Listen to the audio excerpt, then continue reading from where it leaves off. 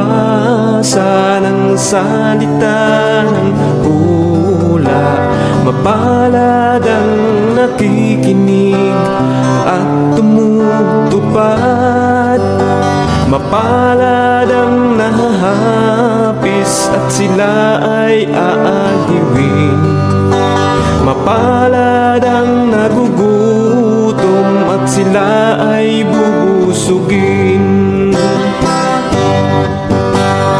Ang magtiis hanggang sa wakas, sila lamang ang maliligtas.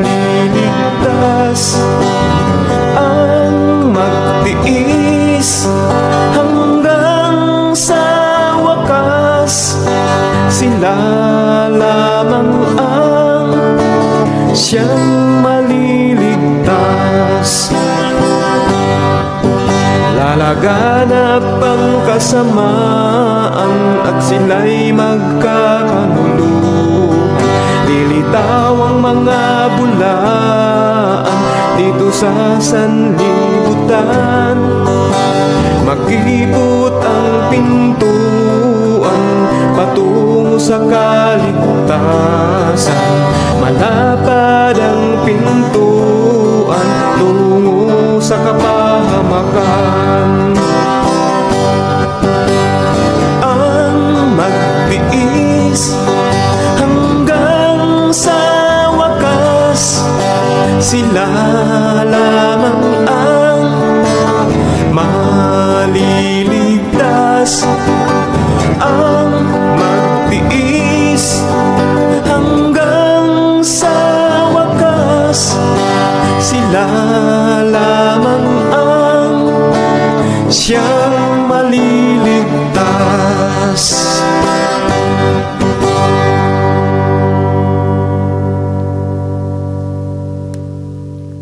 Good morning sa ating mga viewers, mga kapatid at mga kaibigan sa Walang Hanggang Pabalitang Ministry.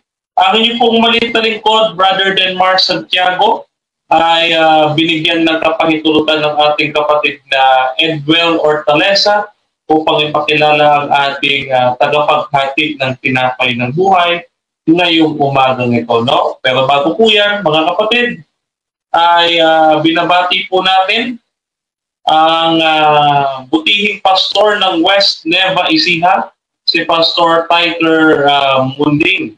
No? Gayun din ang ating district pastor dyan po sa Daet, si Pastor J. Mark Hill. No? At syempre sa bumubo ng Advent Biblical International Ministry, at lahat kayo dyan mga kapatid ay binabati namin saan man kayong panig na Pilipinas nakikinig at inaabot ang programang ito. No? Pagpalaya po kayo ng ating Panginoon. So ngayong umagang ito mga kapatid ay talagang nagagalak po ang buong kalangitan. At talaga naman ay binabalik natin ang lahat ng papurit, luwalhati at pagpaparangal sa ating Panginoon. Sapagkat isang kaluluwa po ang bumalik o nagbalik loob sa ating Panginoon sa pamamagitan ng gawain or ministry ng inyong lingkod, ay ito po ay another achievement ng ating Panginoon sa ating ginagawang pagpapagal dito sa ating online ministry. No? So, ito po, no, nakakagulat man sabihin, mga kapatid, pero hindi po isang kasinungalingan na magsasabi na hindi lahat ng debate ay hindi magkakaroon ng bunga. No? Ito po ang patunay na ang debate ay may kahihinatnan. Sapagkat ang ating speaker, mga kapatid, ay isang dating MCGI debater. O isang dating kaanib ng dating daan or members Church of God International. Alam niyo naman po yan na yan ay pinangungunahan ng namayapang Eli Soriano, no? At ngayon ay pinamumunuan naman ni Daniel Bason, no? At ito pong ating speaker ay kababautismo niya lamang noong Sabado. No? Siya po ay binautismuhan ng isa sa mga direktor ng South Luzon Mission or SLM. Ayan, binabati natin lahat ng ating pastors sa South Luzon Mission. Magandang umaga po sa inyo. At itong ating speaker ngayong umaga ay 18 years old at siya po ang magkikwento sa inyo kung paano siya mula sa pagiging isang debater. Isipin niyo po mga kapatid, isang debater ng MCGI or dating daan na siya nga po ay nakikipagdebate 29-0, undefeated. Mga kapatid, walang nakatatalo. Isipin niyo, isang bihasa sa debate sa MCGI ang nakonverte sa Seventh-day Adventist po rin ng Panginoon. No? So let us welcome sa ating programa na WHP, Walang Hanggang Pabalita Ministry, Brother Noel Ramos. Brother Noel, good morning. Kapatid, magandang umaga po sa ating lahat. Ako nga po pala si Noel Ramos, 18 years old, former debater ng Members Church of God. At aking kukwento lamang po mga kapatid kung bakit po ako nahanap dito. Dahil po sa pagtulong po sa akin ng isang kapatid na si Brodenmar na ako'y makapagsuri. At dito ko po napatunayan mga kapatid na ito po ang tunay na aral. At nandito po ang katotohanan sa Seventh-day Adventist. At yun lamang po mga kapatid. Maraming salamat po sa Diyos.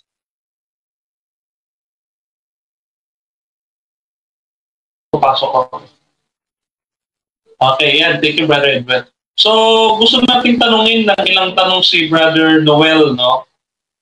Brother Noel, no, curious kami, Brother Noel, bakit yung isang debater ng MCGI or ng dating daan na gaya mo ay nagpa siyang umanib sa Seventh-day Adventist? Siyempre, magtataka sila.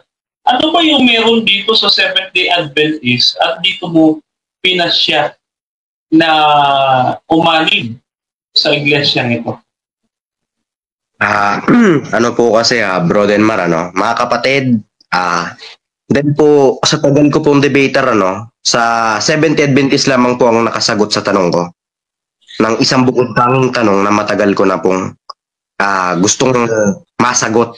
At dahil po sa isang debater o aking mentor po sa Seventh-day Adventist, napatunayan ko po dahil sa napakaliwanag na sagot sa akin sa aking katanungan. Yun lamang po mga kapatid. Amen. Amen. So Brother Noel, siyempre yung mga kapatiran, sila, nag-iisip sila. Siyempre, naikwento mo na sa pamamagitan ng iyong maliit na kapatid na gaya ko, ay nakilala mo ang Seventh-day Adventist, Gusto kong ikwento mo sa kanila, Brother Noel, paano mo ko natagpuan? Bagaman tayo kilala, Brother Noel, siyempre, iisipin ng mga kapatid, bakit sa papaanong paraan mo ko natagpuan at ano ang mga nangyari, ano yung mga ginawa mo para ikaw ay makapagsuri sa Seventh-day Adventist? Ano po mga kapatid, dati po kasi ako may galit sa Seventh-day Adventist hanggang sa dumating po sa point na ako'y nakapag-message kay Brodenmar para po sana sa isang diskusyon. At doon ko po napatunayan mga kapatid na siya po ay nalulungkot dahil yung isa po naming kasamahan ay naanib sa Roman Catholic Church. At ang ipinagtataka ko po mga kapatid, hindi man po namin siya kasama sa pananampalataya o kaanib din po sa samahan namin, ay mayroon siyang pag-ibig at pagmamalasakit po sa amin. At doon ko na po napagpasya-pasya na ang Seventh-day Adventist ay napaka mapagpakumbabang tao, hindi po sila mapagmataas. At Hindi po tulad dati mga kapatid nung ako'y nasa nasa MCGI pa po. Wala pong pagpapakumbaba sa sarili. At noon po, nag-decide po ako nung kinagabihan ng Webes na ako'y magsuri o magpadoktrina sa Seventh-day Adventist. At napatunayan ko nga po mga kapatid na tunay po ang aral ng Seventh-day Adventist. Yun lamang po. Amen, Brother Noel. So, nagtataka kami, no, Brother Noel. Gusto din malaman ng mga kapatid. May nabanggit mo, may kasamahan ka. Gusto namin malaman, Brother Noel, ilan yung samahan mo? Kasi may nabanggit ka, no, na may napunta sa Roman Catholic. No? May napunta dito, kaya mo, no? So, gusto mo itanong, yung tungkol din sa kanila, no? Kung baga, ano yung relationship mo sa kanila, at ano yung meron doon sa grupo ninyo, mukhang may grupo kayong pinanggalingan. Sino ba yung mga yun? Ang grupo po namin mga kaanib sa Iglesia ng Diyos kay Kristo Jesus. Sa Liga ng Katotohanan po, yung grupo po namin na yun, mga kapatid, yun po yung plano po sana namin magtatag. Kaso po mga kapatid, dahil po sa nangyaring diskusyon sa Bohol, dun po kami nag-start na magkawatak-watak po mga kapatid. Yun po yung sagot ko po. So, ito ba si Jared Almasora, yung nakipagdebate kay Paul Alima, no? So, ito yung kasamahan mo siguro, tama? Tama po, Brother Mar. So, anong nangyari? Gusto niyo palang magtatag, no? Mula no kayo ay lumabas sa MCGI, gusto niyo magtatag at kayo napunta sa Seventh-day Adventist, no? So, gusto ko itanong, Brother Noel, ano yung pagkakaiba, yung nakita mong malaking pagkakaiba ng MCGI na pinanggalingan mo at ng Seventh-day Adventist? Yung sa pagkakaiba po ng MCG at Seventh-day Adventist po mga kapatid, yung tunay na aral, napakagandang explanation at marunong po sumagot sa tanong ng tao. Yun po yung isa sa pinakagusto ko mga kapatid, na kahit ano po yung itanong ko, sasagutin po nila. At napatunayan ko nga po mga kapatid na nandito po yung totoo dahil nasagot nga po ng isa pong mentor ko ngayon ng Seventh-day Adventist po. Halimbawa, Brother Noel, no? Sa mga doktrina na nasuri mo sa Seventh-day Adventist, ano kaya sa tingin mo yung mga doktrina sa Seventh-day Adventist na talagang pumukaw sa'yo nung marinig mo ito, na nagsasabi ka doon sa sarili mo na gusto ko na talagang umanib, no? Nung marinig mo itong aral na to na ito pala yung totoo, ngayon ko lang nalaman. Ano ba yung mga aral na yun na narinig mo na pumukaw doon sa isip mo para ikaw ay umanib? Ano ba yung mga aral na yun? Yung pagpapakumbaba po. Yun po yung pinakasagot ko po ron. Tsaka yung sanctuary, na sa bagamat napakatagal ko na pong debater mga kapatid, ngayon lang po lumiwanag yung kahulugan ng sitas pala na yun, Tsaka yung stewardship po, yung ikapu, mayroon naman pala sa Biblia yun, Kumbaga nagiging paratang lang po pala ng ibang tao yon sa mga Adventist para wala pong umanib sa kanila. Pero po mga kapatid, totoo po pala na nasa Biblia yon at naituro po sa akin. Yun lang po. Okay. So, ngayon, Brother Noel, gusto din namin itanong sa iyo, no? So, ang tanong namin, Brother Noel, since ngayon ay isa ka ng Adventist, no? Isa ka ng Adventist ngayon, ang gusto namin itanong sa iyo, ano kaya yung maaasahan ng mga kapatiran mula sa iyo? Makakaasa po kayo mga kapatid na kung lolobin po ng Diyos, may pagpatuloy ko po ang pangangaral at Bible study sa aming lugar upang marami po ang ating maakay na kaluluwa. Yun lang po. Ayan. Amen. Amen. Talagang ang mission ng ating kapatid na Noel ay ipangaral ang ebanghelyo ng ating Panginoon. Kaya nga po ang title na programa ito, Walang Hanggang Pabalita Ministry, no? Ayan. So, gusto rin magtanong ng ating mga kasamahan, Brother Edward. And Brother Arnie, may tanong kayo?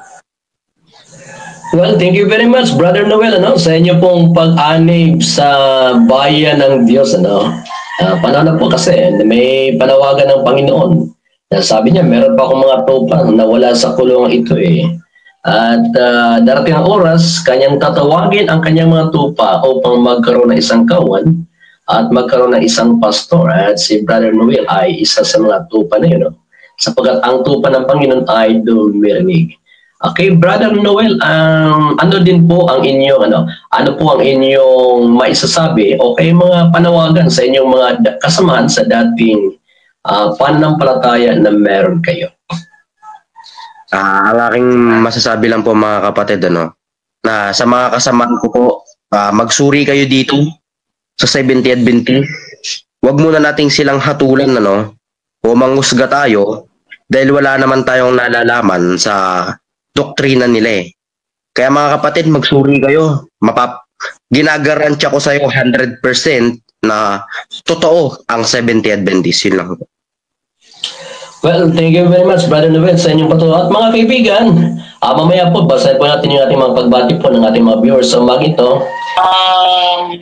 May tatanong ako kay Brother Noel. Ito, napakahalaga nito. Brother Noel, baka kasi isipin ating mga manonood, mga kaibigan mo, at ng mga kumakaaway sa kanyang ito, na baka ikaw ay inoperan ng posisyon o ng pagkikaran o ng pera, kasi kung pera yan, pabalato kami. Hindi, inoperan ka ba? Pinilit ka ba para ikaw ay umanib dito sa 70 Adventist? Ipahid mo nga sa ikaw ba'y inoperan na kahit ano? Wala po mga kapatid. Napatunayan ko lang po talagang tunay ang aral dito. Dahil una po sa lahat, sinubok ko na po ang mga debater o mentor ng 70 Adventist at talagang tunay po na talagang sa Diyos ang samahang ito. Bakit? Nasagot po nila yung bukod tanging kung tanong. Una po sa lahat, sa unang Pedro 3:15, kundi inyong sambahin si Kristo na Panginoon sa inyong mga puso na lagi kayong handa sa pagsagot sa bawat taong humingi sa inyo ng katwiran dahil sa pag-asang nasa inyo. Ngunit sa kamo na takot. Doon pa lang po mga kapatid. Nasa 3:15 ng unang Pedro po ang samang 70 Adventist. Yun lamang po. Baka may tanong po yung at saka si Kahidwell. Hi, good morning po, Sir Dinmar, Brother Noel.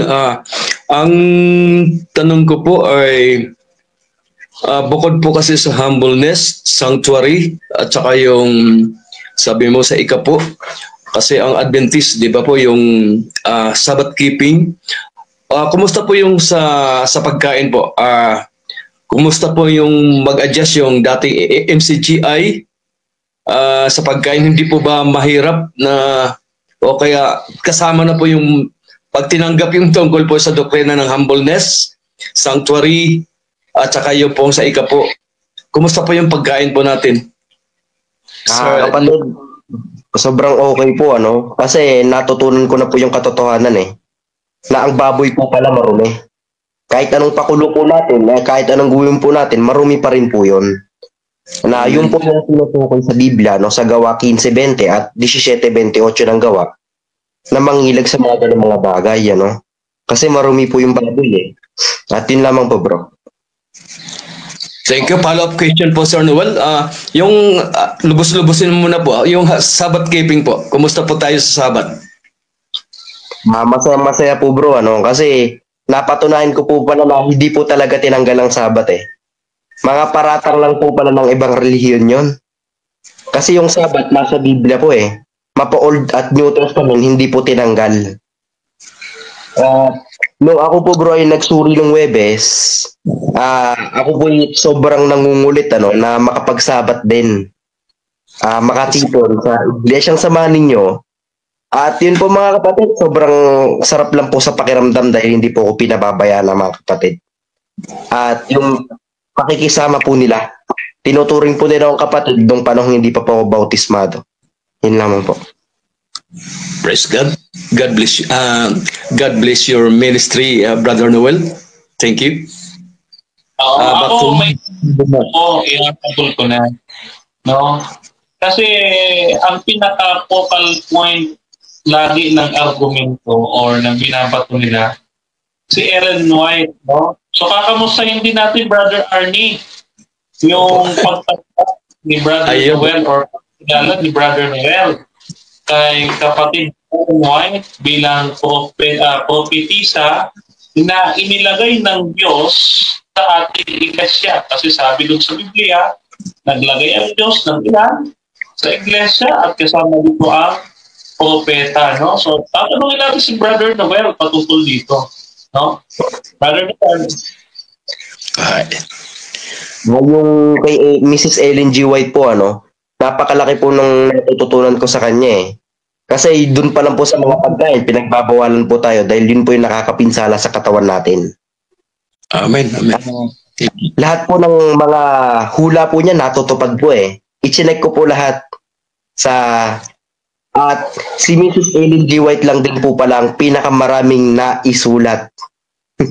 Kasi ang normal po na tao ay nakakapagsulat lamang po ng 8 eh.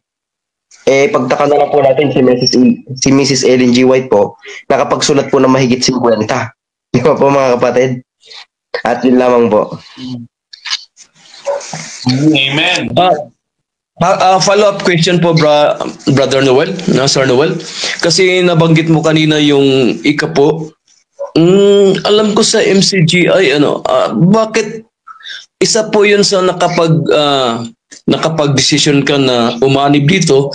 Ano po ba ano bang paniniwala ng MCGI po sa pananalapi? Yung ikapo, yung tithes daw po kasi parang tinanggal po eh. O wala daw po sa Biblia, diba? Sinuri ko po dito, kasi nag-check po ako, bro, sa 7-day Adventist Org Beliefs po, na napatunayan ko po na biblical po pala ang tithes. Amen. Lahat po ng aral ng Adventist, lahat po nakabase sa Biblia at aral apostoliko po. Yun po, bro. Okay, follow-up question pa rin na Sir Noel. Yung tungkol sa humbleness po, kasi ang alam ko, pag nagbasa ng Biblia, kahit anong sekta ay nandoon yung humility o kay humbleness, kagaya ni Kristo. Ano po bang pagkakaiba ng humbleness ng Adventist sa MCGI? Huwag na lang sa ibang religion, yung kinabilangan mo dati. Paano mo ba inaano yung word humbleness? Para masabi po natin kakaiba yung Adventist. Doon pa lang po kasi, bro, na ako po debater po ng MCJ po, Kasi doon po wala po ako naging bunga na pagpapakumbaba. Bagkos, natututo po kong maging palalo. At dito lang din po, nung naani po ako sa 70 Adventist, doon lang din po ako natuto magpakumbaba. Yun lamang po, bro. Na-adapt ko po yung mga katangin at ugali po ng mga kapatid. Follow-up din, tuloy-tuloy lang po tayo, Sir Noel. Ibig niyo po bang sabihin, siyempre, dati po kayong debater, siyempre, yung gift yan, kinakailangan, tuloy-tuloy yan. Kahit Adventist tayo, sabi nga ni Sir Denmar kanina, hindi pala lahat ng pupunta ng debate, parang yung mindset natin parang gulo o kaya ito pala ay nagpapahikayat din ng kaluluwa. Paano mo po kasi siyempre tuloy-tuloy yung pagiging sa pagiging debater. May pagkakaiba ba na kagaya ngayon, halimbawa mayroon kayong kadebate ulit, online ministry. Makikita ba ang pagkakaiba ng Brother Noel, yung tinatawag mong humbleness, kung sa ngayon pangkasalukuyan, makikita ba yung pagkakaiba? Opo, bro, may pagkakaiba na po. Amen. Amen. Back to you, Sir Denmar. Ayan, si Brother Noel, kikwento ko lang sa iyo, Brother Arnie at mga kapatid, Si Brother Noel kasi, inamon po ko niya ng debate. Takot ako. At saka bata pa. Mapusok ka mo. Oo, mukhang tatalunin ako.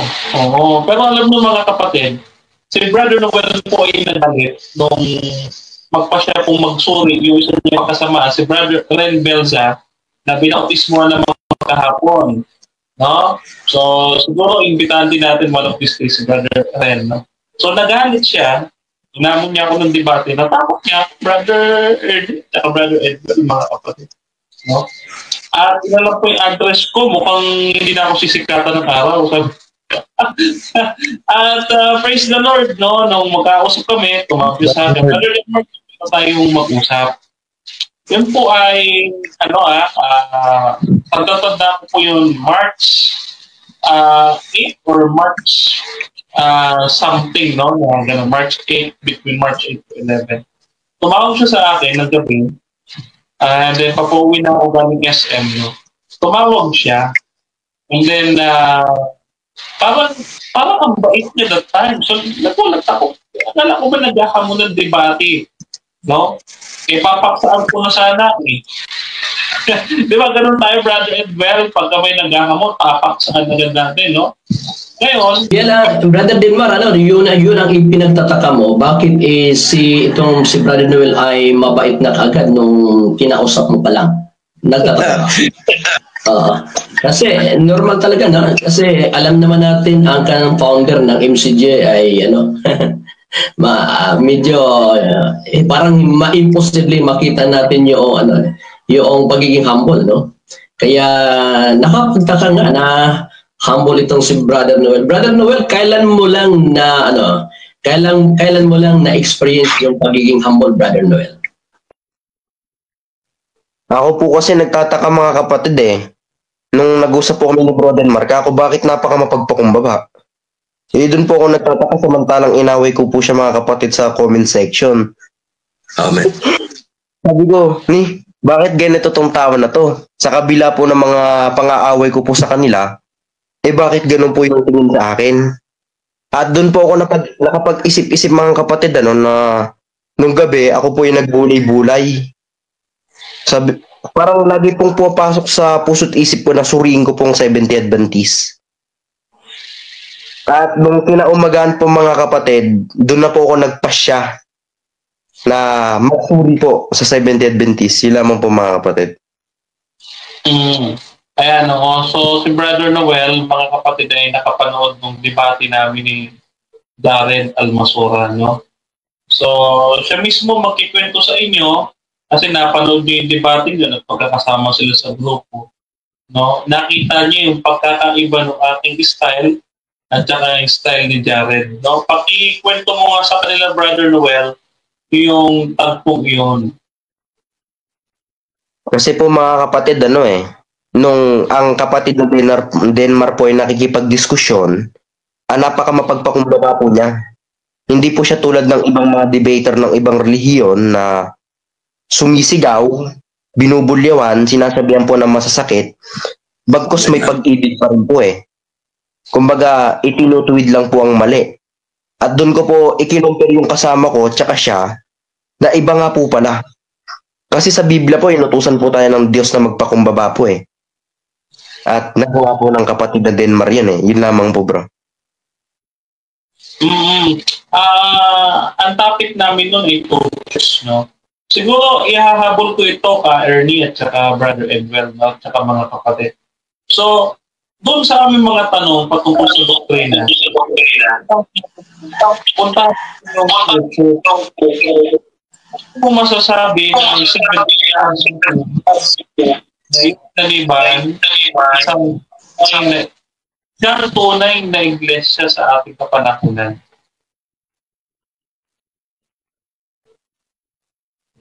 Ay, ano po bro, Denmar? Ako po ba? Ikaw. Ano po yung tanong? Nag-echo po kanina po sorry. Kasi pagka pumapasok si Brother Edwell, nag-echo kasi naka-laptop and cellphone siya sa dalawa yung kanyang speaker, no?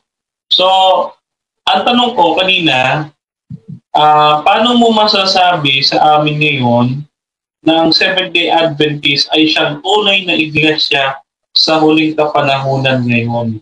Base doon sa iyong pagsusuri. Biblical po lahat Ang 7 day po kasi kapatid, biblical po siya Yung Adventist po, nabasa ko po siya sa Greek Ang mababasa po doon Adventum.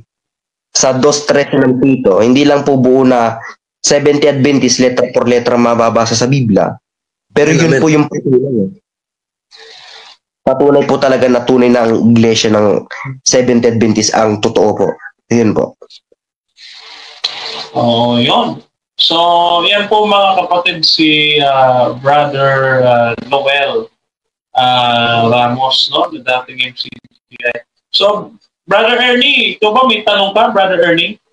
Ay, una, nais kong magpasalamat po sa inyong dalawa, Sir Denmar, Santiago, Sir Noel, maraming salamat po. Ang huli ko pong tanong, ito po ay hindi lang po nationwide, tayo po ay worldwide.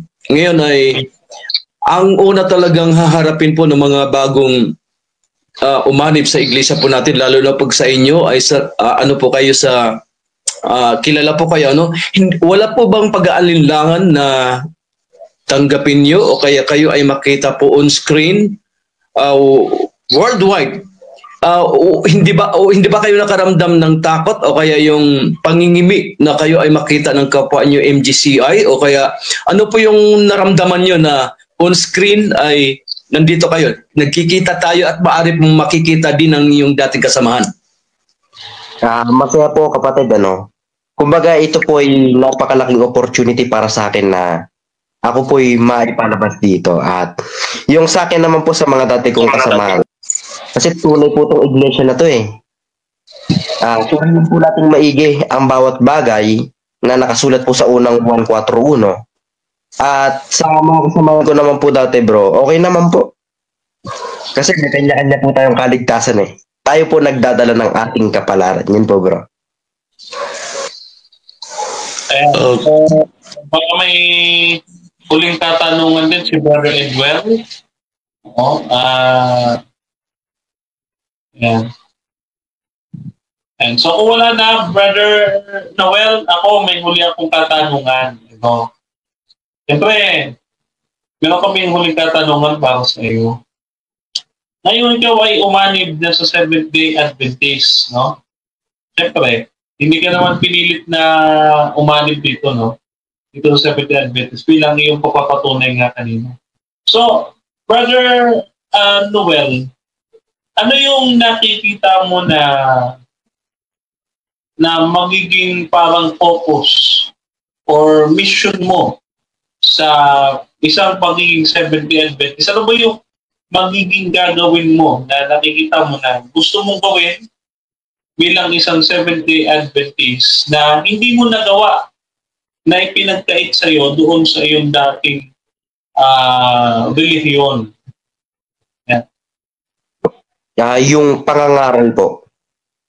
Ako po kasi nangangarap na or na makapag-Bible study po araw-araw, ano. Kaso ako po ay hindi po nila pinahihintulutan na ako'y maging manggagawa. Dahil po sa mga nangyayari nga po na ipinagbabawal po nila na bawal daw po makipagdiskusyon, taltalan lang daw po. Pero nababasa po sa Biblia eh. Tsaka ikinomper ko po sa Seventh-day Adventist na talagang biblical po yung aral. Lahat po biblical. Yun lamang po, Bro Denmar. Ayan, amen. So nakita niyo po mga kapatid ang patotoo at pagsaksi ng kapatid na Noel. No, bawat salita niya, biblical ang aral ng Adventist, lahat nasa Biblia, no? At patunayan niya kung tunay. Mapalad ang bumabasa ng salita ng hula. Mapalad ang nakikinig at tumutupad. Mapalad ang nahahapis at sila ay aaliwin. Mapalad ang nagugutom at sila ay bubusugin.